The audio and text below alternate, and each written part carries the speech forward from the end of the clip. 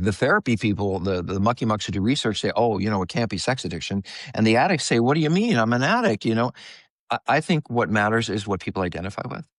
So if it gets them into healing, if it gets them into recovery and they want to call it an addiction and that brings 12-step, great. Addiction is identity, it's a way of living, and it's the support that you get.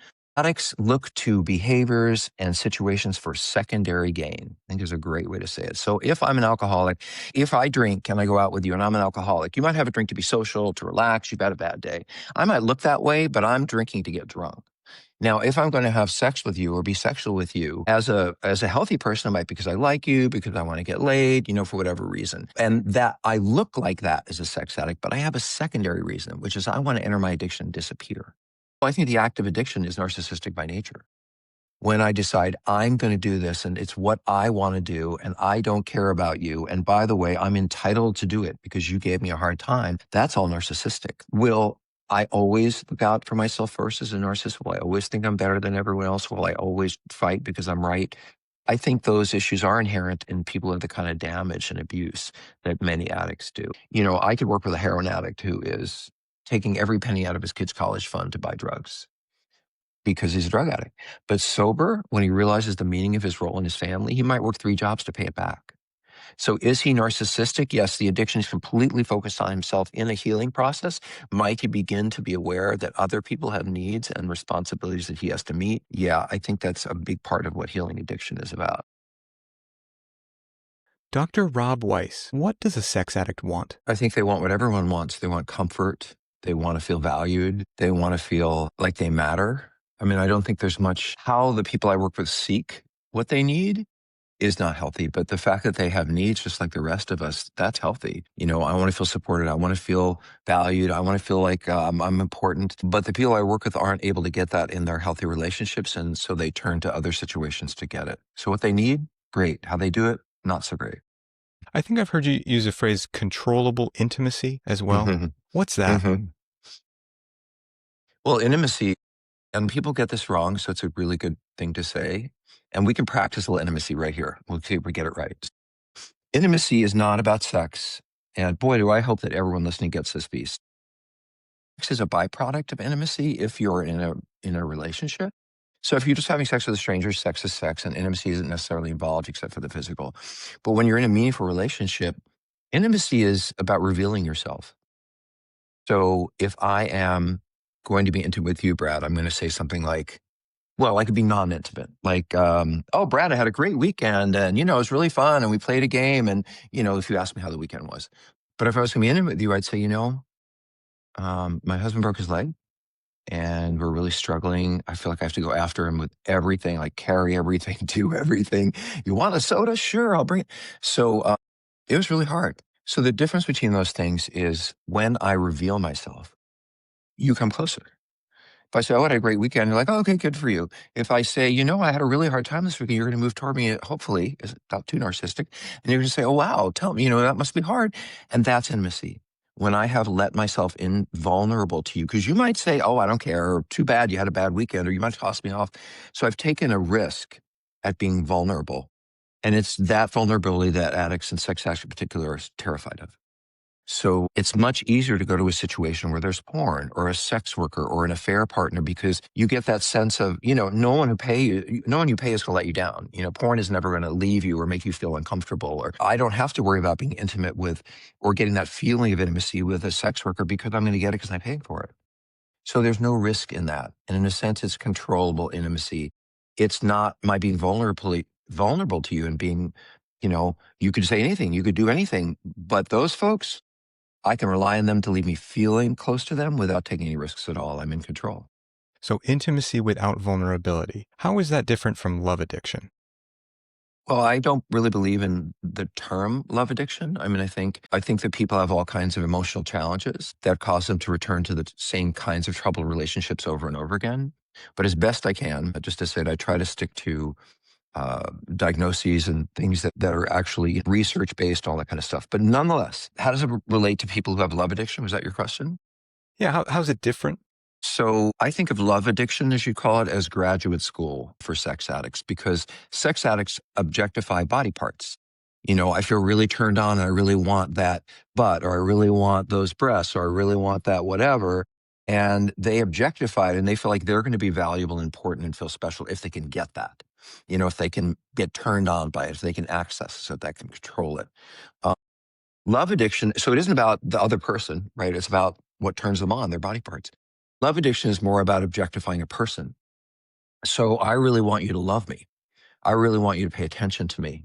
So as a love addict, I might go to dinner on a date. This is one of my favorite stories. And I just had the best time. And this woman is fantastic. And God, we had the best connection. The way we looked at each other. And then my friends will say, well, what does she do for a living? Well, she actually sells drugs. Okay, well, and she's still married, and she is having trouble with her health, whatever it is. And I'm not going to pay any attention to that, because what I'm paying attention is how it made me feel. And so love addiction, in a sense, like sex addiction, is a narcissistic act, or emotionally driven by narcissism, because, I'm interested in what you do for me as a love addict. I'm not interested in who you are. If I was interested in who you are and you were on a date and you said you're a heroin addict, I'd probably say, not so much. Thank you very much. But if I'm interested in how it makes me feel, well, then you don't matter very much. It's what you give to me. So both situations objectify people. It's just one objectifies body parts and the other objectifies relationships. Neither one is real. So, Dr. Rob, would you say that addicts are narcissists? Well, I think the act of addiction is narcissistic by nature. When I decide I'm going to do this and it's what I want to do and I don't care about you, and by the way, I'm entitled to do it because you gave me a hard time, that's all narcissistic. Will I always look out for myself first as a narcissist? Will I always think I'm better than everyone else? Will I always fight because I'm right? I think those issues are inherent in people with the kind of damage and abuse that many addicts do. Narcissistic people are difficult. We're challenging. You have to be able to tolerate us. We put ourselves first. We have these issues. When we're not in active addiction, we get much more compassionate and much more you focused. I could work with a heroin addict who is taking every penny out of his kid's college fund to buy drugs because he's a drug addict. But sober, when he realizes the meaning of his role in his family, he might work 3 jobs to pay it back. So is he narcissistic? Yes, the addiction is completely focused on himself in a healing process. Might he begin to be aware that other people have needs and responsibilities that he has to meet? Yeah, I think that's a big part of what healing addiction is about. Talking about narcissism in the addict, what role do you think narcissistic parenting has in the development of these addictions? Well, I think it's good to explain narcissistic parenting, which is, first I want to say it's really important to me to say that I'm not a parent basher. I absolutely believe, and I will tell you, my parents had a lot of issues. My mom was mentally ill, but if I was running across the street and that truck was coming, they would let their lives go to save me. And I really, really believe that parents do the best they can. It's just inadequate for those of us who are really troubled. In other words, a good way of saying is I had meaningful needs, and these people simply were not able to meet them. And so that's how I look at the challenge. And hopefully, as my friends and loved ones, they look at me like that challenge. He gave the best he could. But narcissistic parenting is when you have a parent who is so emotionally vulnerable that they use the child to prop themselves up, to make themselves feel better. So my mom, I had a very narcissistic parent. So my mom would go, and she felt awful about herself. She hated herself, whatever. But I was her darling son. And she would take me to events like card parties with her, and she'd say, look at my son, and isn't he wonderful? And look how handsome, whatever it was. Look at his grades. But it wasn't because she was really proud of me, although she probably was. It was, look at me through the lens of him. If he's great, then I'm great.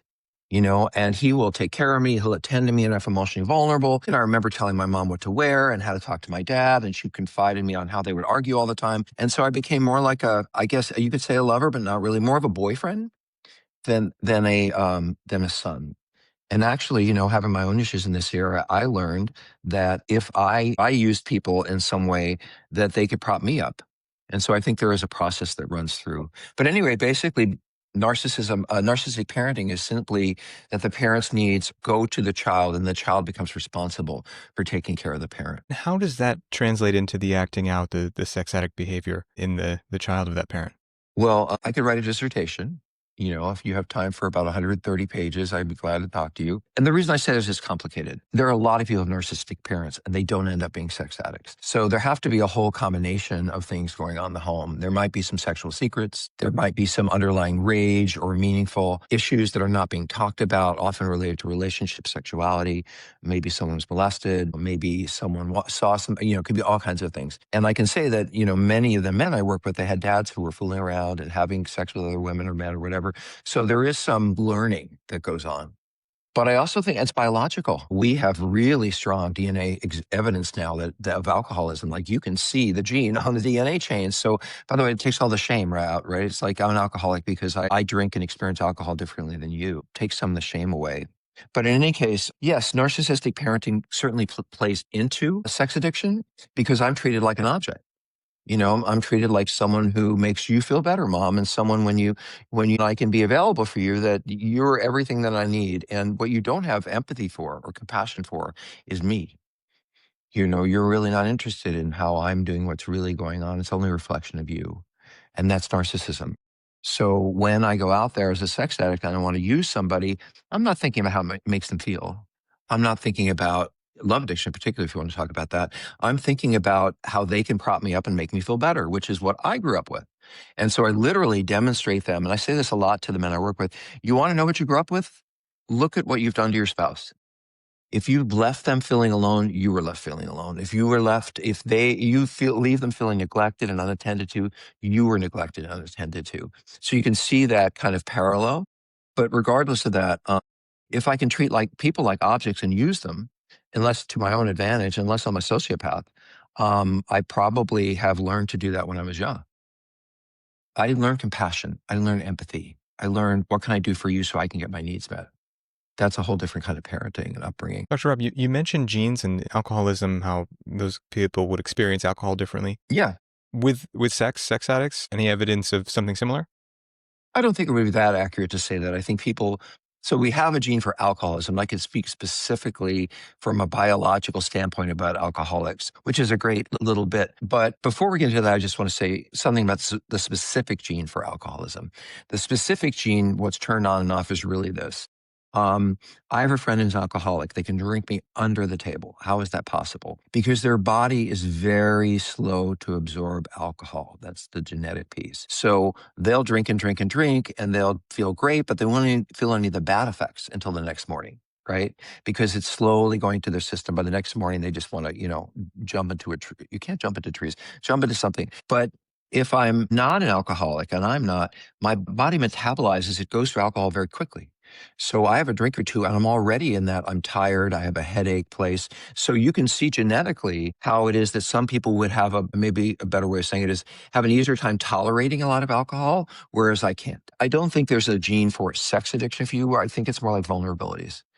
It's vulnerabilities. We have something called epigenetics, which has to do with the influence of our genes. And I'm not going to get into detail because it's really kind of mucky, difficult to talk about, to be honest. But basically, it says that the expression of our genes has to do with our nature experiences. So, for example, if you have a very, very stressful childhood and you have a gene for depression, and you have all this cortisol and all this anxiety, well, it's not unlikely that that gene will get turned on, if you will, and you will end up with depression.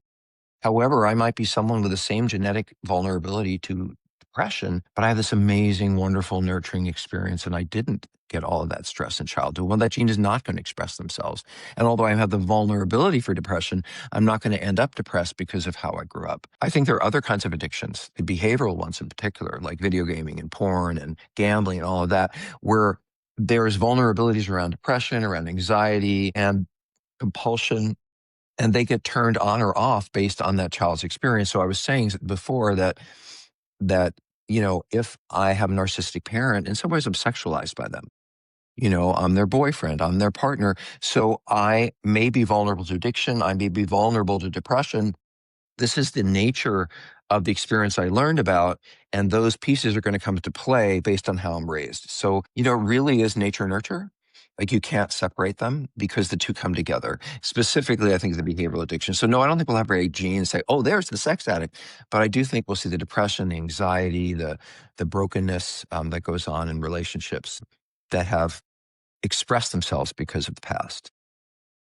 And we're talking about a few things in development. What role do you think shame has to play in the development of someone who becomes a sex addict? Well, what a shame. Shame is essentially a feeling of being worthless or unlovable, or no matter what I do, I won't be valued. By the way, this is why you go to controllable intimacy, right? Because I may hate myself and think no one's going to love me, but if I go pay a sex worker, look at porn, nobody's going to not love me. No one's going to not care about me. And so I don't have to take that risk, as I talked about before. So when someone grows up being narcissistically parented, they don't necessarily learn their innate worth for who they are. They learn their innate worth for what they do for someone else. And so that feeling of, I've never, here's a good example. I came home from school and I was really excited about what happened to school. And I was like, Dad, let me tell you what happened. And my dad says, well, that's nice, kid, but let me tell you about my day. So, I don't really learn in that experience what my needs are, how to get them met, what is supportive, all of those kinds of things. And so I might feel a deep sense of unworthiness because I never got my worth attended to. No one, I don't think I got a lot of attaboys as a kid. But I learned that by getting aroused, boy, did I feel powerful. I'll use myself because I'm a sex addict. Boy, did I feel powerful. And by the way, every man I work with, boy, do I feel powerful when I can get somebody to want me.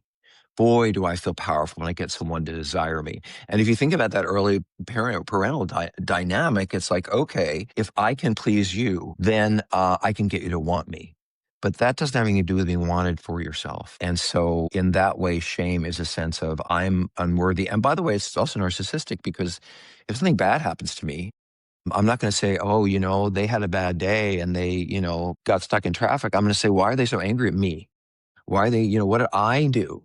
Why can't they come out home and be nice to me rather than considering to be part of them and their own experience? With this shame, too, it seems that sex addiction in particular, there's a lot of shame around the addiction itself. How do you think that that affects the journey of someone who is a sex addict? Shame is an emotional pit that people fall in of self-hatred and shame. And there are many people who talk about it. Brene Brown talks about it. There are all kinds of sort of definitions of it. In the world of addiction, I see shame as being a little selfish because I have a client who walks into treatment. And by the way, I run a treatment center, right? Seeking integrity. And every man who walks in there, because I only treat men, hates himself. And I'll say like, how have you been affected by this that's happened? Your spouse just found out you've lost your job, whatever. How do you feel? Well, and the response would be, I've been this horrible person. And I can't believe I did this to my wife. And she'll never look at me in the same way. And my kids, I've just destroyed everything that was important to me. And they'll start crying because they're filled with shame. Now, as a therapist, I'm going to say, as a non-addict therapist, I'm supposed to say something like, oh, you look really sad. Tell me more about your feeling. Sounds like you're feeling bad about yourself, which is not what addiction treatment is, in my opinion. It's much more direct. But in any case, when someone says to me, oh my God, I hate myself. Look what I did to my family. I'm going to say, well, I don't think you'd stop crying because you're crying for the wrong person. You're not saying, I can't believe what my wife went through. I can't believe what my family went through. I can't believe the problems I caused at work. I'm looking at my own self-hatred. And that is in some ways a selfish act because I can't really see others while I'm in that pit of self-pity, I guess. Shame is a place to go to disappear. I had a therapist say to me once that ultimately the only point of shame is to get out of there as quickly as possible. There's nothing to learn there.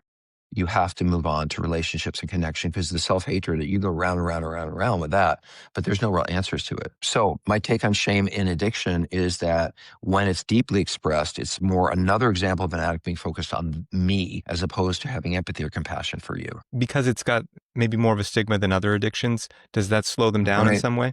Well, there's all kinds of pieces of that, right? Sex is shamed in our culture, for sure. In all of Western or Eurocentric culture, sex is shamed. Look at it, but don't touch it. Be excited about it, but don't, that's not yours. All kinds of mixed messages. You look at it, it's great, and we're spending all this money to show it to you, but don't tell anyone that you're looking at it. So, and the best answer I can give you is that if I'm an alcoholic and I go to an AA meeting and I say, hi, I'm Rob and I'm an alcoholic, they say, hey, how are you doing? Welcome, Rob. But if I go to an alcoholics meeting and I share about my masturbation problem, then I'm the pervert in the room. If I go to a treatment center and everyone, by the way, I do not recommend going to treatment centers if you're a sex addict that treats everything. Because first of all, the journey is different for alcoholics, drug addicts, sex addicts. We all have different issues. But if you're in a room full of different kind of addicts, and why don't you share your problem? Well, I lost my job because of my DUI. And why don't you share your problem? Well, I was eating so much that I was really unhealthy. And why do you share your problem? Well, I was compulsively masturbating until my penis bled. How who do you think is never going to want to say anything about themselves? And so in that way, the ability to just talk about it is so limited by how people look. And by the way, sex addicts, when I talk to your average person about, they're like, either that doesn't exist, although I don't hear that as much anymore, or, oh, you mean those people who are going to be standing outside school waiting to get my kids?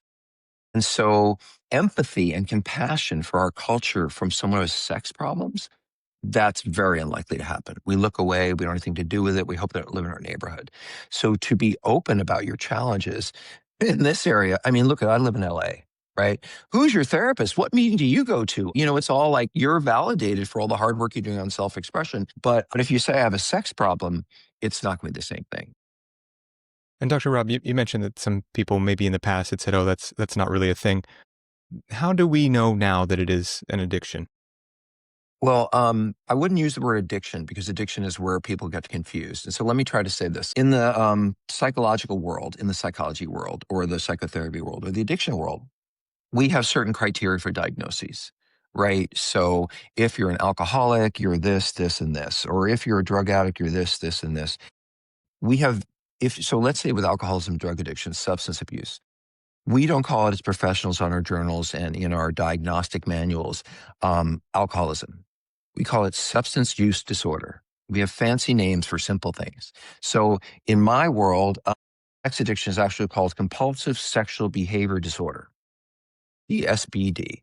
Now, I would never go to an AA meeting and say, hi, my name is Rob and I have a substance abuse disorder. You know, I would say I'm an alcoholic. And I wouldn't go to a sex addiction meeting and say, hi, I'm Jack and I have a compulsive sexual behavior disorder. So I think that the language that we use for very validated, very researched, I can prove pretty much chapter and verse, and there are diagnoses that are very clear to sex addiction, like CBSD, compulsive sexual behavior disorder, right? I got that one right. But the relationship between I'm a sex addict and I have compulsive sexual behavior disorder isn't really made. So the therapy people, the mucky mucks who do research say, oh, you know, it can't be sex addiction. And the addicts say, what do you mean? I'm an addict. You know, I think what matters is what people identify with. So if it gets them into healing, if it gets them into recovery and they want to call it an addiction and that brings 12-step, great. Addiction is identity, it's a way of living, and it's the support that you get. So in some ways, I think it's linguistic, but people have been fighting over this since that president had a little white stain on his blue dress. And by the way, I'm in Newsweek 1998 commenting on sex addiction in that particular gentleman, which shows you how long I've been doing this work. Yeah. I'm wondering, for people who maybe are having a hard time believing that sex could be an addiction, you know, it seems like, well, everybody likes sex. How can that be? You have narratives, sometimes stories connect with people, maybe a narrative of what, you know, a couple days in the life of a sex addict could really be like. Well, actually, if you don't mind, I'd like to jump to the definition, if you will, and how I look at addiction, period. So I don't care whether it's alcohol or sex. So what kind of alcohol I drink does not define alcoholism. Drink whiskey, you're an alcoholic. You drink wine, you're an alcoholic if you're an alcoholic. Sex addiction is not defined by what kind of sex I like. So if I like sex with men, or I like sex with women, or I like sex with panties, or whatever it is that turns me on, that doesn't make me a sex addict. And, or, you know, and the same with alcoholism, what kind of alcohol I like. In the world of addiction, it's not about what kind or how much. So if I'm an alcoholic, I drink whiskey, and then I say, oh, no, I'm not drinking anymore. I'm just drinking wine. I'm still an alcoholic. So what I do doesn't define it. How often I do it? Well, some people might have a drink or two at the end of the day. They're not really alcoholics. Some people may have a few drinks and they lose their mind. So, you know, that's the biological piece. So if you can't determine addiction by what I do and how often I do it, I think the way to best determine addiction is the effect on my life. So with a sex addict, whoever I have sex with, whatever kind of sex, whether it's, you know, under a bed, on a table, with a man, with a woman, you know, as long as it's healthy and acceptable, how I have sex or what turns me on doesn't define sex addiction. How often I have sex. You know, certain times in your life, you may have sex 3 times a day, and other times, so you're not defined by sex addiction by what kind of sex or how often. So like alcohol, I define it by the effect on your life and your life's goals. I want to have a happy relationship. Well, your addiction or that behavior is destroying your marriage. Well, I want to achieve in school. Well, yeah, but you're sitting looking at porn all day and you're not getting anywhere. So when people have life goals that are meaningful to them and they've even begun to achieve them and they're beginning to be destroyed or they can't achieve them because of this particular thing, I think it's easier to identify sex addiction. There's this idea of behavior and things and how it affects your life and your goals. There's also an idea that addiction is a neurochemical process. Hmm. What's happening neurochemically in a sex addict?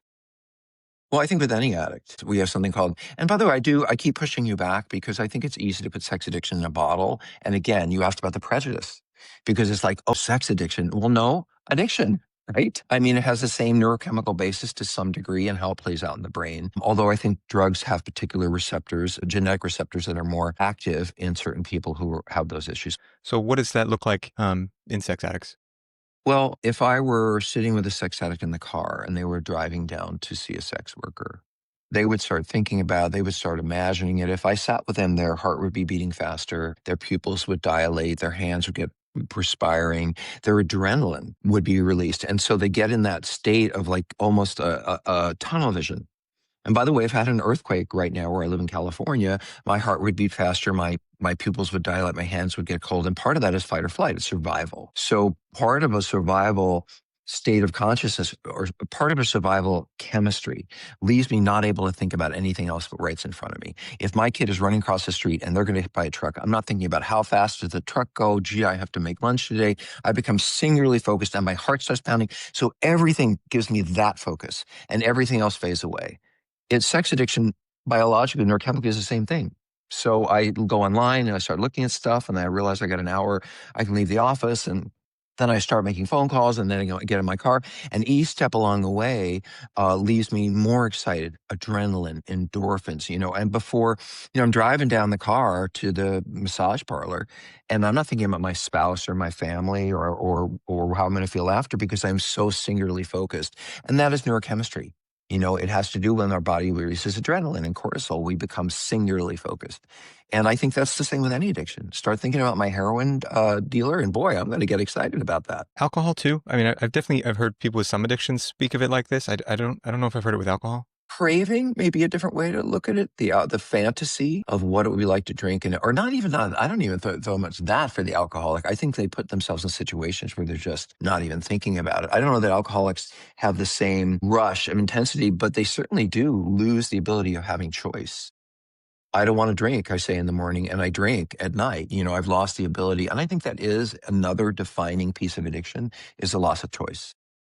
And that's something people really don't understand sex addiction.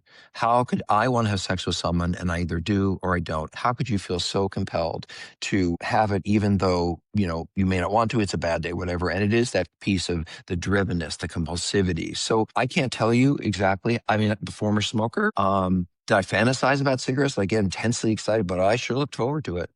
And I sure couldn't wait to get outside so I could have that cigarette. So I think that when you're dealing with substances, there's a different kind of, it's more about being compelled. It's more about being pulled in a way. And I think when dealing with behavioral addiction, it's more like being pushed forward. I can't wait. I can't wait. This is going to be exciting. Gambling would be another. I go to the casino. I got money. How exciting, all of that. Yeah. Yeah, but this lack of choice, it covers across all sides. It reminds me of a conversation I heard with Elizabeth Gilbert, the lady who wrote Eat, Pray, Love. And she talks about how in addiction, you give up everything for one thing. And in recovery, you try to give up one thing to get back everything. Right. That's but kind of everything her is frame. not as fun in the moment as one thing. Mm-hmm. That excitement. And I often say, as a very great teacher of mine said, that a life well lived is just one notch above boring. There are good times, there are bad times, sometimes there are great times, sometimes there are awful times. Basically, life is what it is. But addicts don't want boring. They want excitement all the time. And again, you go to AA, they have sober dances. Why do they have sober dances? To teach people they can actually enjoy themselves without drinking. And so the idea that when I put the sex down, that I would ever feel that excited, that intense, that level of disappearing, and well, actually, you're not going to get to. You're going to have a life that's good and bad and up and down. And I think addicts would much rather lose themselves in that intensity. What is euphoric recall? Well, in the simplest way, I was thinking about last night, I made some cookies, thinking about that. And boy, they were really good. I know I was going to have lunch, but maybe I could have a couple of cookies. So simply the thought of something that I felt good about and I romanticize and I long for may take over my thinking of, chocolate chip cookies aren't a very good lunch. My interest, my salad, whatever it is. And so I don't think it's that different in sex addiction, which is Well, I'm thinking about where I went and what I did and who that was like. And, I plan to go to work today, but maybe for a couple of hours, I'm just going to do this. It is literally the idea that thinking about it reminds me of it and it gets a little bit of that excitement going. And then I want to go do that. And by the way, I'm not having chocolate chip cookies for lunch. So, so I'm in recovery. Good. There you go. So we're getting at a theme, I think, that sex addiction looks like a lot of other addictions. A lot of addictions are accelerated by technology. What have you seen with technology and sex addiction? Well, I have the cultural memory, right? Because, I was born in '61. I started this work meaningfully in '91 with a guy named Patrick Carnes, who was my mentor and my teacher. And so I've been doing this way too long. I've been doing this work like 34 years. Well, I truly remember men coming in my office who'd been on old-fashioned phone sex. Were like, "Hey, I'm Misty. Call me." And it's like 3 in the morning, and they're watching TV, and I'll make. So they would call these people at $5 a minute, and they would come in with $50,000 phone bills. So and then or $30,000, and I'm not kidding. And then we'd work on it, and they'd pay off the debt, and then 3 months later, they were back at it. Getting charged and getting charged. Well, that was what people would come in for. Perfect example in the past, but that's not the rate at which we're moving now, and that's not the way we're moving now with technologies. I think one of the things I write down and think about this. So intensity is something that tech brings, which is faster. It's more focused. It's more, you're really in there. It's harder to disappear. Affordability, what it used to cost me what porn used to cost and I had to go drive in the back of the adult bookstore and hope nobody saw me and go into. So, anonymity also plays into it, which is my idea that when I'm online looking at porn or when I'm, hooking up on an app, nobody knows who I am. It doesn't really cost much money and it's completely accessible. And that just wasn't true in the past. There's a great Woody Allen clip from, I'm going to think about, I may not remember the film, but where he's standing in a bookstore, actually he's standing in a magazine store, right? And he picks up Time and he picks up Newsweek and then he picks up some sex magazine and kind of stuffs it in between. And there's some lady, like older lady from the 50s, and she's looking at him like, horrified because he's sitting there he's got a porn magazine in there. And so, that idea that also that our cultural references to what shame was around sex have changed. I don't think looking at a porn magazine is much of a big deal unless you do it on the plane. By the way, I can look at all the porn I want on an airplane. If I have web access, I don't know how it's cut off or actually, but the idea that I can be in a public place and I can look at porn, that wasn't true before. You see me bring out a magazine or a book, you knew what I was looking at, but now I can, you don't know what I'm looking at or listening to. And so that's part of the freedom around sexuality that has been brought, that has escalated the problem. Do you think even defines sexual norms nowadays? I mean, how do you even have that to check against? Well, I would not use the word norms. I would use the word health. What is health? How do we define sexual health? Because what is normal? Are you normal because you do this sexually? Are you normal because you sleep with that person? No, but if you can say what is healthy for that person, brings them joy, brings them fulfillment, brings them connection. Those are the things to me that really define a norm. So there are people who hate their sexuality. I've worked with the man who married the pastor's daughter, very strong conservative. That's who he is. That's where he comes from. But he's very interested in having sex with men. He's having a lot of sex with men, and men seem to be the thing that turn him on. He might come into treatment and say, well, I'm a sex addict because it's out of control and it's ruining my life and this attraction to men and the way I'm acting it out. And I will say, well, I don't think the kind of sex you're having defines your addiction. You want to get rid of the sexuality. You want to get rid of what turns you on. What I want to get rid of is the secrecy, the lying, the hiding, the double life, the destroying the life of your wife and all of that. So, again, I think, and with fetishes, someone might come in and say, oh, I'm really into being tied up or whatever that might be for them. And I hate that, and it's wrong, and it's culture, it's against my morality, and it must be an addiction. And so it's really important in my field to not identify addiction as something that someone necessarily feels badly about, but because they want to get rid of it. Again, addiction is about, in a larger sense, my acting in ways that are destroying my life, but aren't about what turns me on. They have to do with what I'm doing with that. With the technology bit, it seems then that it gets easier. First of all, maybe is sex addiction on the rise because of the technology? Well, I don't have measures and I don't have research. And by the way, this is why it's very hard to do research on sexuality in general, period. Because when you ask somebody how often you have sex, they want to tell you, they want to not tell you, you're not going to polygraph, so people lie. But it's very difficult. And when you have a problem, you don't want to talk about it. Well, I'm really an alcoholic. So I think I just want to say it. It's not us trying to make things up. It's just very difficult to gain statistical data on things like sex because people don't want to talk about it. Maybe we can guess that sex addiction is on the rise with technology, but we don't really have the data.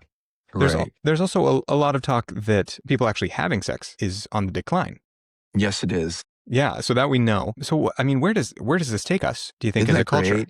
Yeah. Because when I was growing up, the issue was overpopulation. The issue, we're going to have too many people, we're not enough. Now, the issue is underpopulation. Yeah. So, but I've read actually a lot about this, some really interesting articles about much wiser researchers than I. And they're really talking about the cocoons that we live in. You know, I can be fully entertained and engaged watching TV all night and on my video games, and I'm simply not going out in the world. But if you're not going out in the world, you're not going to meet people and you're not going to have sex. And also, if you got lots and lots of porn, you don't necessarily need to do that adventurous searching for someone. I mean, when I would want to go have sex, I actually had to, have a conversation with somebody. I might have to ask them something about their lives, or, I can have instant access to sexuality at home without having to go out in the world. So there was a lot of study about how the reason we're seeing, not only because of the aging populations, all of that, but literally people are having less sex because they're more engaged in what they're doing at home. They're cocooned and they don't want to go out. So yeah, I think, but if you have a problem, you're going to have that problem. And if you are cocooned and you are broken and you're looking for a way to distract yourself, you might not look just at the porn as, well, I'm not having sex, so it's something fun to look at. Let me say it this way. Addicts look to behaviors and situations for secondary gain. I think is a great way to say it. So if I'm an alcoholic, if I drink and I go out with you and I'm an alcoholic, you might have a drink to be social, to relax, you've had a bad day. I might look that way, but I'm drinking to get drunk. Now, if I'm going to have sex with you or be sexual with you as a healthy person, it might be because I like you, because I want to get laid, for whatever reason. And that I look like that as a sex addict, but I have a secondary reason, which is I want to enter my addiction and disappear. And so people who are addicts may look the same on the outside, but on the inside, their goal, their purpose. I had a great example of this. I had a client who was in Vegas and he had to take his whoever his sales force or whatever it was to a strip club. And so he took them to a strip club. Now, I'm not going to say whether that's the best way to reward your staff necessarily. Wouldn't be in my world, but nonetheless. And they spent whatever amount of time they spent, and everybody left, and they went upstairs. He's riding up in the elevator with everyone. And then after everyone else is out of the elevator, he presses the down button. He goes back to the strip club. Because his real goal was not to engage those people he needed to entertain them. But once he was in that world, he wanted to get back. And to me, that would be a great example of a sex addict. So we talked a little bit before we started recording about this in couples and things. One phrase that comes up is codependency. First of all, what is that? What do you think of it? I think it's okay, now get me started. Now you really got me started. I wrote a book about this called Prodependence. And for many reasons, in the most obvious way, I think dependency is important. If I can depend on you, if I can lean into you, if I can reach out to you, then how would I feel, how would I feel a part of, connected? How would my needs get met? So the way I think about codependency, it's really blaming people for the actions they take when they love a broken person. So you have a medical problem, okay? You have cancer and you're not functional. And I give up my life. I'm working half time, or I'm working 3 jobs to pay for the money because you're not working. I'm going home to you every night. I'm giving up the gym. I'm obsessed all the time. I've read every single book about cancer, and I don't take any time for myself. I'm just taking care of you. Well, in that world, you'd say I was an angel. You'd say, how amazing and wonderful that this person took so much time to be there for their spouse. But if the person I'm living with and love is an addict, and I'm giving up myself and taking care of them and trying to rescue them and looking at every book and trying to find solutions and giving up, then there's something wrong with them. Well, maybe their actions aren't the healthiest ones, and the choices they're making in terms of giving up themselves and showing up for that other person may not be the best choice for them, but it's what you do when you love someone. And so this idea that someone is broken for loving a broken person, I really object to. And I've worked in many treatment centers where, a partner finally got their spouse to treatment after years of looking at their addiction. And then they're brought in a room for a family discussion or family group. And what they expect is, boy, that must have been really hard for you. And what a dedicated person you've been for going through all this. But what they get is, okay, let's look at what's wrong with you that drove this forward. And if I'm a partner, I feel abused, insulted, dismissed, but then I'm told that this is what I'm supposed to be. I'm a codependent. So I'm asked to volunteer for being a broken person, for loving a broken person, showing up for them. I don't believe that. I think, and read the book, Codependence, right? It's all about the cultural issues of what led to it and how it ended up being popular. And I could go through, why it happened, the whole codependency movement. But ultimately, when I love a broken person, it's because I love them. And if my life falls apart as a result of that, it's because I love them so much that I'm willing to let my life fall apart. So I think that speaks to the power of love, if you will. Now, my life may get so dysfunctional because I'm trying to rescue someone I can't, that I might become a wreck. But I wouldn't say there's something wrong with me. I would say to you, you're a mess because look what's wrong with you and you're codependent in your family history because you took care of this person. I would say you're a wonderful person. So I say to, and by the way, so we don't apply same behaviors, but we don't apply it to medical. But when it comes to addiction or mental health, it's like, what's wrong with you for taking care of that person? And I'll tell you what, one of the things I love about spouses is that if I'm an addict and I hate myself and I've ruined our lives, and somehow spouses are able to hold on to the part of us that they see as still having value and worth.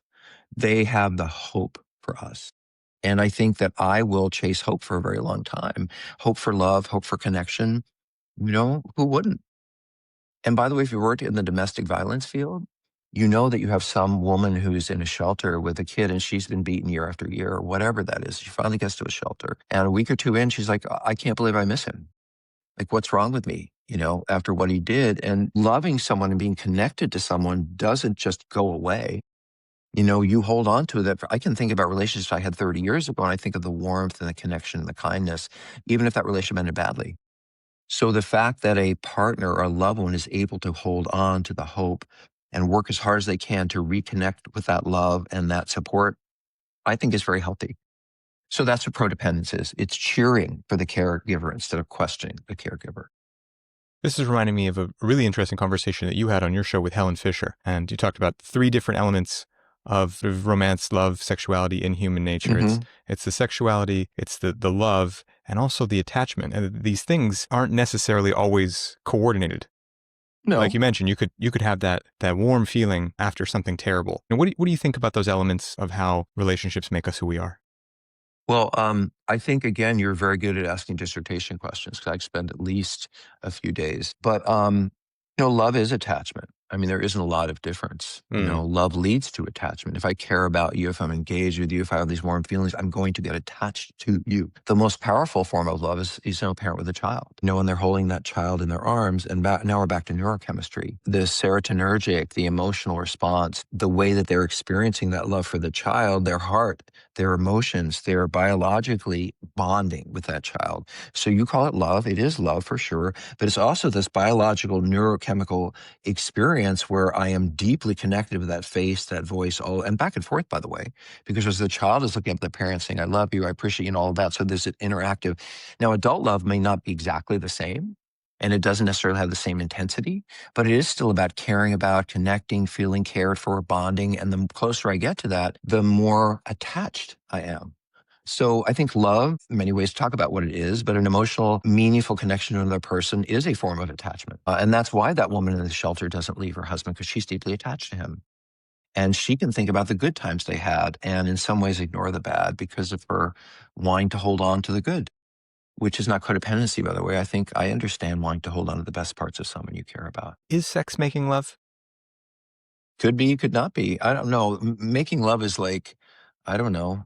It's such a 60s thing. It's like, let's all get together and make love. I'm sorry. I grew up just outside the hippies. I missed Grateful Dead, but I hit disco, which is like a shame. But in any case, so I'm thinking make love, not war. There's all stuff that's going in through my head. Excuse me. I'm an older person. My head wanders.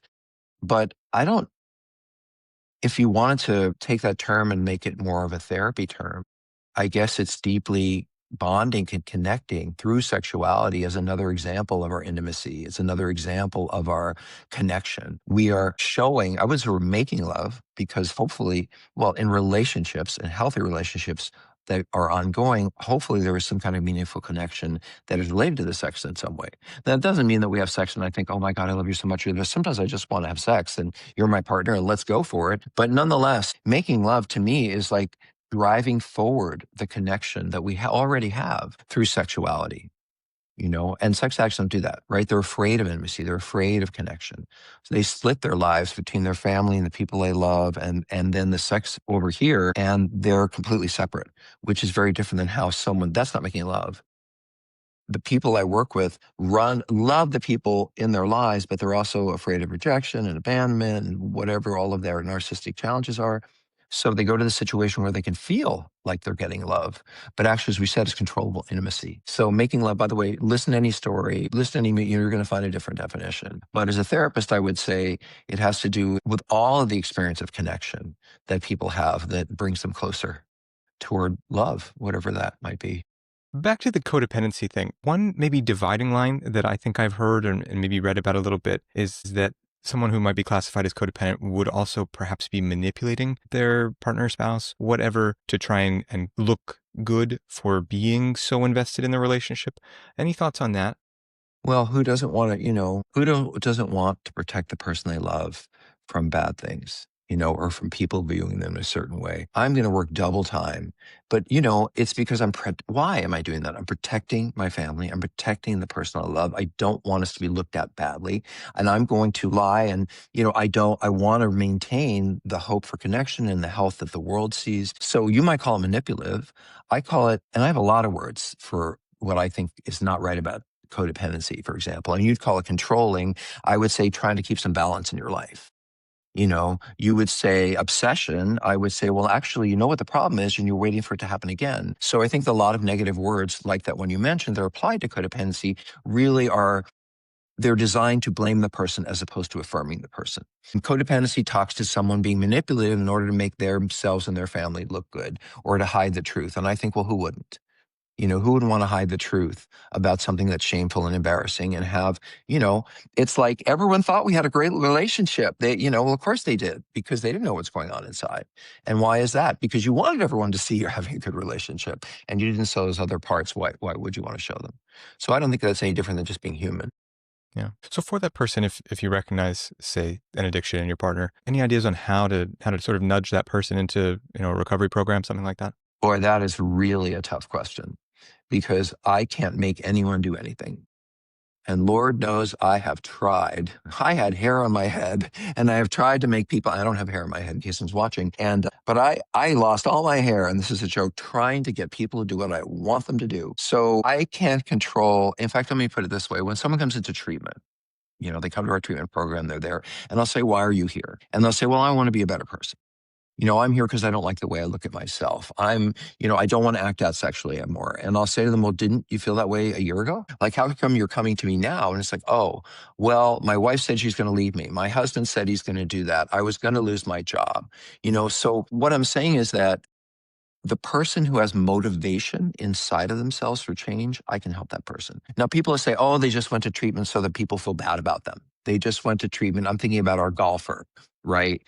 Our Tiger Woods type is like, well, he just went there, so everyone will feel bad about him. And my point is, as a therapist, I don't care why you went. What I care is that I can help you get motivated to work on yourself. And so I don't want to go back to the question about partners, but I can do everything I can to try to affect someone else, but ultimately they have to make their own decisions. This is the hardest thing for a partner. It is the hardest thing, is to realize that the best thing they can do is take care of themselves. My partner has cancer. They've got a good doctor. They're on the right medications. They're being taken care of. We have someone coming in to help us. What's the best thing I can do? I can take a night off. I can't control their cancer, but I can support myself. I can take care of myself. So when it comes to addiction, I can't stop you from drinking or using. But when you're drinking, I can say, I'm going to go out for the evening. I can say, in other words, I can take care of myself. We call this boundaries, right? Boundaries are what drive recovery in some ways, because when you're around me and I think you've been someone else, you got to sleep on the couch or you got to leave. Not because if I make you leave, then you're going to decide to get healthy. That might happen. But the goal is, if I am taking care of myself and I attend to my needs, then there will be change that will occur, because I'm not going to put up with things that I used to put up with. The challenge for a partner is they believe that somehow they can make that person different. And somehow with the right words, the right way of talking about it, the right actions, that somehow they're going to get that person to do something different. And you can't do that, because then the addict turns around and says, oh my God, what a witch I'm living with. And they nag me all the time and they complain at me because they're not ready.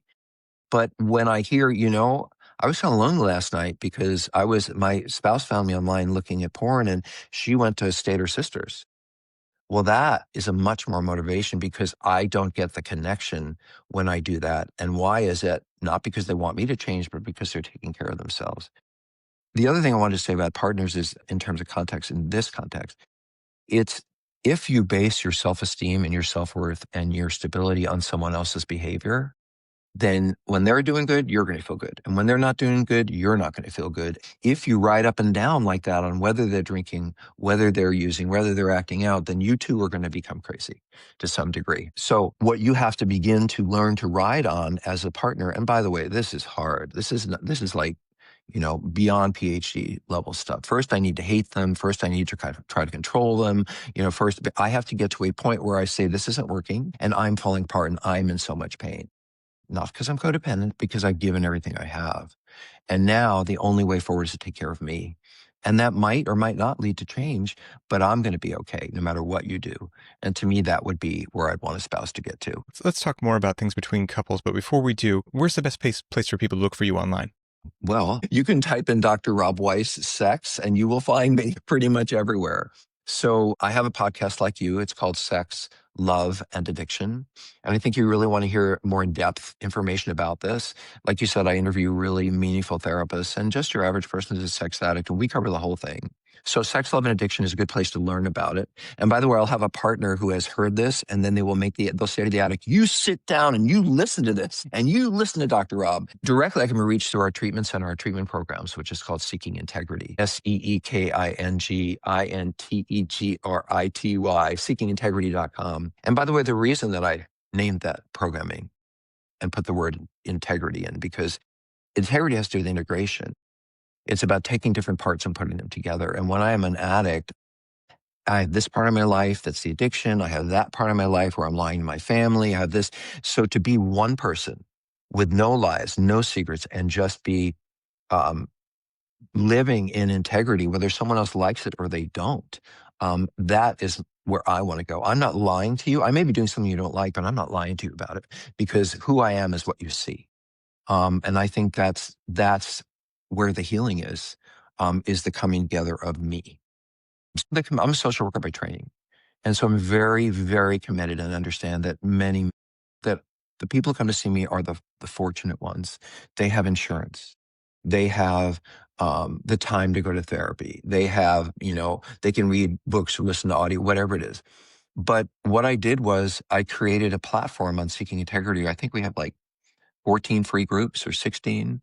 And therefore, women who are considering divorce, men who have been left, sex addicts who are struggling in early recovery, men who are involved with meth and sex. So we've tried to break out every population, and I have therapists who just monitor those groups. So people come week after week and they just want to talk and they just want to get answers. So all of these groups on Seeking Integrity, they're all free. And I think in one of the partners, this is absolutely true. Not like, well, of course it's true because I'm telling you that and I have integrity. I think we had 160 women show up for the women's support group for Betrayal a couple of weeks ago. And the therapist is just there to make sure no man shows up in the room, make sure they're not yelling at each other, but having a place to go where you don't have to pay for it. We have hundreds of webinars. And again, I'm not trying to sell anything. In fact, I'll tell you a little bit about the treatment business for me. If I can help 90% of people for free, and I can give them podcasts and I give them free groups and I can give them webinars, then if 10% come into treatment with me or take one of our classes, that's paid for all of the stuff we give away for free. But I did want to say there's a lot there that is about healing without having to pay for it. And you can write me there. I'm rob@seekingintegrity.com. So not hard to find me. Excellent. How do you go about disclosure between spouses? So disclosure is a process that we do inside of a therapy situation. So disclosure is a part of you're seeing a therapist, we're seeing a therapist, we're working on this. And ultimately the spouse, in my belief, needs to know what's been going on with their life. I want to know, have you been available? Haven't you been available? Where did that money go? I think if you work with a spouse of a sex addict, number one thing they want to know is the truth. What happened? Where did it happen? How did it happen? They can't find their own safety inside of themselves until they know what the heck their own lives have been about. And so in this therapy process, and please don't go out there and just do this in case you're motivated to do this. I think you do need a lot of support to do it. But we do something called disclosure. We will ask the person who's been lying and cheating and acting out to sit down and say to the partner, okay, I can already feel the tension rising. The people listening to this, we ask them to sit down with their partner and tell them everything. Now, not in 12 pages of a graphic description, but, yes, I saw sex workers. This is how many. It was during this period of time. This is how much money I spent. I got involved in that affair. And we see that as I sort of talked about before, the beginning of real intimacy, because I'm not hiding anymore. I don't have any secrets anymore. If you were to begin to accept me and still care about me despite all of this, then maybe I have some value and worth. Now, that's still narcissistic, by the way. If you can accept and love me despite all these things, then I am valuable. But nonetheless, and I think that's one of the beginning of ends of shame, because I'm not keeping secrets anymore. I'm not hiding. I'm not living that double life. So disclosure is really about opening up to the partner and saying, in a therapeutic environment, and saying, this is what I've done. And then there's a whole series of processes where the partner has to go through their feelings and they have to talk about it. There might be a letter of amends at some point. So it is a whole process. I don't recommend people sit down in their living room and decide to do disclosure. I think talk about any way to destroy a relationship. But I do think if you're in a therapy environment, you have that kind of support, or it could be with a pastor, or other kinds of folks who know what they're doing. It is an extraordinarily freeing event. I think for the addict also, it makes it hard to go back and do it again, because once I saw your reaction, here's where the empathy piece comes in, right? I can do whatever I want as long as, what they don't know won't hurt them, right? But once I see on your face, once I experience in your words, not when you're at home, where were you, but in that room watching you, telling you that story, and I'm watching you in real time experience it, it's going to be much harder for me to go out there and do it. And what I say to a lot of the addicts I work with is that you may go back and do it again, but what I've done for you in treatment is you'll always remember the harm that it's caused. You'll always remember where it's brought you and the people you love. So disclosure, in some ways, it's about equaling the playing field. I don't know anything you don't know. You don't know anything I don't know. Can we start up from this place of honesty? Some can't, some can. And for the couple, what does it look like in their relationship, in how they view each other and in trust? We could do a whole show on trust and addiction and how that works out. But I will tell you that, one of the harder things for a partner is the breaking of, first of all, any relationship rides on trust. Trust is the backbone of a relationship. If I don't believe that you have my back, that you're looking at, if I can't trust you, that out in the world, you're thinking of me and you want the best for me. And by the way, if you went out and did that with the sex workers and did that with porn, then clearly I wasn't your priority. The breaking of trust is a really profound issue in a relationship, and what I would call naive trust, which is a good thing. We made these vows, we love each other, we kept to our commitments, or, marriage, whatever it is.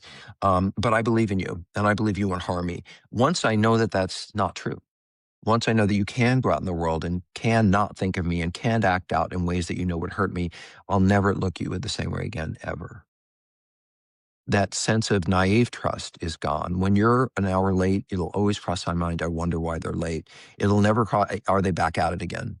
It won't occur to me that maybe they were held up in traffic. I mean, that all may be true, but this trust that I have that I can believe in you and rely on what you have to say and believe, that's gone and that will never return. So how does a couple rebuild trust? I think that's a really important question to ask. So the naive trust is never restored. I will always look at you as someone who can go out in the world and cause me harm and not think twice about it. I can tell you how trust isn't rebuilt. Words. Oh, I'm sorry. I didn't mean it. I won't do it again. I didn't mean to hurt you. I loved you for all this year. All words are so useless when you're talking to an addict, because we are really good with words, or we're really good with seduction or convincing, especially sex addicts. And by the way, when you love someone, they don't want to think badly of you. They want to think the best of you. When people say, oh, how could he not have known his wife was having an affair? Everyone in the neighborhood knew. Well, why would you want to see your wife as that person who is causing you harm? You wouldn't want to see it. It's like it's like the mom whose child is, causing violence in school and is very clear. And she says, oh, no, not my son, because you wouldn't want to look at how your loved one is causing harm. So trust is rebuilt through action. I have a little, kind of like trust is built with honest and committed behavior over time. So if I say where I'm going to be, if I am where I'm supposed to be, And especially if I'm doing the recovery things. You don't just heal by reading a book, and you definitely don't heal by yourself. So I need to go to support groups, free or not. I may need to take a class. We teach classes on seeking integrity, sex addiction 101, porn addiction 101. If I can show my partner that I'm dedicated to a consistent path of healing, and not just once or twice, but they see me doing it over and over again, then they see me taking responsibility for my problem. You're not nagging me. One of the things that I tell the clients, again, when they're in treatment, is when you go home, put a piece of paper. I know piece of paper, not something we use very often much, but nonetheless, see, there's an old person talking. Put a piece of paper on your fridge that says Monday, Tuesday, Wednesday, Thursday, Friday, Saturday, Sunday, and put one or two things you're going to do for your recovery every day. You're going to go to a meditation group. You're going to go to therapy. You're going to go to a 12-step support. And what matters is, does that spouse see you doing it consistently? And do they have to nag you? Do they have to say, you said you were going to go, why aren't you there? Well, that's not how you rebuild trust, because then I have to be pushing this rock uphill. When you have taken responsibility and are demonstrating through your actions that you've taken responsibility, then I will begin to trust you. And it's in the littlest ways. So I had a man who ended up getting divorced because he didn't push the trash can out to the street to get picked up. I know that seems ridiculous, but he promised his wife in the morning he would take the trash out. And in the evening, when she came home and he hadn't, he went to the garage and he started toddling out with a little, trash can so he could prove to her that he'd actually taken out that day when he hadn't. And she came out and she said, I don't want to be married to you anymore. It's like, what's the garbage? She said, if I can't trust you to tell me when you haven't taken out the garbage, how could I ever trust you to tell me the truth about larger questions? So trust is gained in little teeny ways through meeting your commitments, acting in your own behalf without someone demanding of it, and proving to them that you can be responsible about your own healing. What's maybe a success story that you've seen in a couple that's come through this? For some, I have to say that the idea that things are going to get better in a year, they're not. It's going to be a long slug and there's going to be a lot of, why are they still so angry at me? And I've been doing all this work. By the way, if you addicts, I'm telling you, don't ever do this. Don't ever do this. It'll make things worse. Please forgive me. I didn't mean to hurt you. Don't do that. Why aren't you over this? It's been a couple of months. I would think, here's another one. Don't give them lots of gifts and flowers, because that's all a manipulation to try to get them to love and trust you. So that is also seduction. So I wouldn't consider that to be a way to grow a relationship. It's going to take time. Partners. So I'll say in general, I wrote a book called Out of the Doghouse, a terrible subtitle, right? Out of the Doghouse, a relationship saving guide for men caught cheating. And I'm really proud of that book. That's the number one book that I sell, because men want to know, well, actually, partners have been cheated on will read the book and they'll throw it at their partner or whatever and say, you read this. This is how you could be nice to me. But anyway, just in a general way, I've never seen a man ever understand what a woman goes through when she's betrayed. I think there's many, many reasons for that, mainly because we can split love and sex in ways that women have a harder time with psychologically and biologically. But nonetheless, when I have hurt my partner around betrayal as a man, I think, well, what can I do to make it up? What can I do to make them feel better? What can I do to fix it? And when are they going to be over it? When are they going to stop nagging me and all of that kind of stuff? One of the ways that trust is restored, and I wrote about this in Out of the Doghouse, was empathy. Showing compassion. So my simple example, when I come home from the grocery store and I'm 20 minutes late and I've been in traffic and I tried to get every item you wanted from the store and I'm tired. And the minute I walk in, you say to me, I can't believe you're late. You didn't call me, you didn't reach out to me, and I bet you're at it again. To not be empathic, and this would be typical for most, well, look how hard it was, and look how much, and I bought everything you wanted, and I was sitting in traffic, and that's not empathy. That's being defensive, and that does not restore trust, because it doesn't leave me feeling like you actually understand me. If I come home and I've had this traffic and the groceries and all that, and I'm tired, and you say to me, I think you're at it again, and I stop and I think, I can understand how you feel that way. After all the crap I've pulled on you, doesn't matter how honest I'm being, or I can imagine your worry and that's empathy. So not giving you gifts, not expecting that if I do this or that, but actually having some compassion for what you've been through. And we talked about this with shame. For many people, shame is a selfish, non-empathic act. It's, I'm so terrible. How about what my spouse is going through is so terrible? That's empathy. And I think it's a key building block to the partner beginning to feel safe. You understand what I have been through and what I'm going through. Rob, what's it been like for you to do this work for these decades? I'm tired. Yeah. I am. I mean, so what am I? I'll hit Medicare in about 6 months. So I'm 65 years old, which is just unbelievable in itself. But in any case, I've been doing this work for 35 years. So what is it like? It's mixed. I mean, well, that's a big question. It's very rewarding for me to be able to, in a very light and simple and non-shaming way, help people understand these issues and find their way through. So I've written 9 books. I'm a crazy person, right? But I will have someone from Japan or South Korea or whatever, or South Africa write me and say, you know what? I thought I was a crazy person. And I thought I was sick and awful and perverted. And I read your book and I realized I have a problem and I can work on this. Well, what an amazing thing for me. That's the best part. When someone I've never known and will never know finds some healing, the podcast, for example, that is a joy for me. And that will go on after I'm gone. I think the opportunity to speak about what healthy sexuality is inside of it, because, the beginning of my field was like, oh, if you're a sex addict, everything's bad. You can't like this and you can't like that and you can't be with men. And so be able to say, actually, you can act in ways sexually that others may not feel good about or approve in consensual ways, but that doesn't mean you have to hate yourself for it. What else? I guess I want to say this. There's something very rewarding in becoming an expert. And, I'm an expert, and I'm probably one of the top 3 or 4 people on the planet who's at this level of being an expert. And the way I see that, and that's not arrogance, it's just true. Go on your AI program and go in like, who are the experts? And you'll find me there, somewhere in the top 5. But that means to me, I guess that what I want to say is it's culturally challenging, because when you go online, everyone's an expert. And you go to a treatment center, everyone teaches sex addiction. And so my voice is no different than someone else's voice. But to have done the ability to earn the chops to be an expert is really, really important to me. And again, giving it away. I have so much that I can give away to people that others simply don't have. And that is service. It's a gift to me. And it also keeps in mind what my priorities are. And empathy and compassion are no different for me. They're just at a different level now. And I'll give an example of that. So my husband and I have been together 25 years. Been together 25 years. We wear similar clothes. We both kind of look alike. It's what happens when you get older, and been with someone a long time. But anyway, for years, I like to go to bed and read.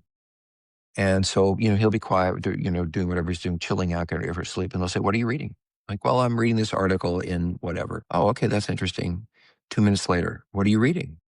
Well, I'm still reading that same article, 10 minutes later. What are you reading now? And I thought, why does he care? He's lying there falling asleep. It took me forever. And this is an addict, I think, also a partner who's afraid of being rejected. It took years for me to realize he didn't care what I was reading. He wanted my attention. He wanted my focus. He wanted me to him to be important enough to me to put down what I was doing and pay attention to him.